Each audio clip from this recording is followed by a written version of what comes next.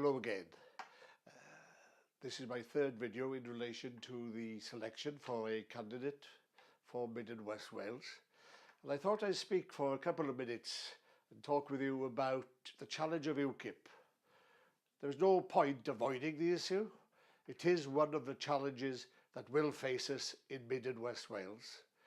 And I, for one, look forward to such a challenge. I've already spoken 2 or 3 times against UKIP personnel on Europe, in or out of the European community. And I found them quite easy to deal with, to be honest. The plain reason is that they waffle, they make generalised statements, none of which can be backed up. Ask them for facts, ask them to explain how will things be outside Europe. Ask them to explain in detail what will happen to the farming industry, what will happen to tourism, what will happen to the Welsh economy, what will happen to the rural environment. And at each stage, they just have no answer other than generalisations. Well, that is not good enough, to be honest. The decision of joining, whether to remain or leave Europe, is the biggest decision, certainly in my lifetime. And it's not something to be taken lightly. In my belief, in my judgment, it's a gamble too far.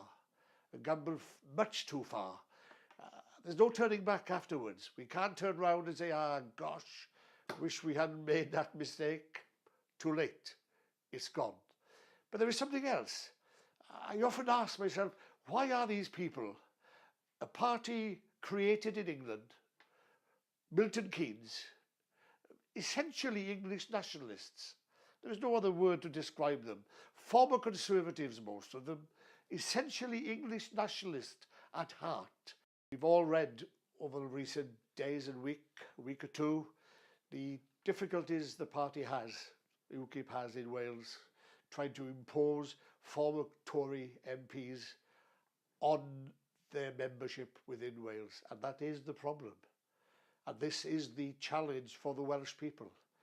Is this what they really want? Are they after having Tory cast-offs in Wales, in the Welsh Assembly? And at the end of the day, there is another question as well.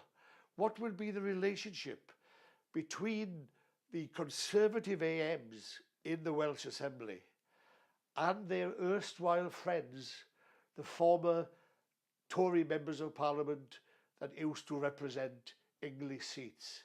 That's a question that everyone is keeping quiet about.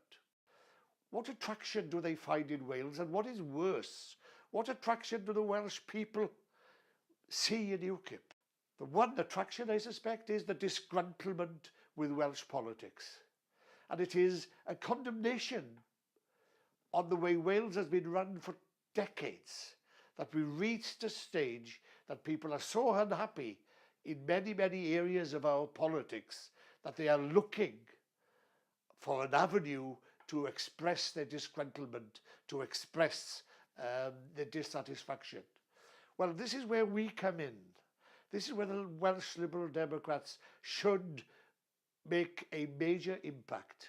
We are the natural, radical party of change in Wales. Always has been. That is our role. That is where we came from the days of Lloyd George down throughout the decades. There has been a hiatus, which personally I regret somewhat, over the last 5 years or so. But we quickly need to regather that radical tradition, that radical change, and convince the people of Mid and West Wales and the rest of Wales that we can be a source of support for change, for the things they're looking for a more open society, for a more open way of operating and running the Welsh Assembly, for a more effective health service, standards in education, the provision for the farming and tourist industry, and many, many other areas. That is our role. And I, for one, will be taking the challenge to UKIP in a significant and important way. What do they understand about Wales? What is their purpose? What is their role within the Welsh Assembly context? Quite frankly, I find that not much. That's my answer, not much. Thank you.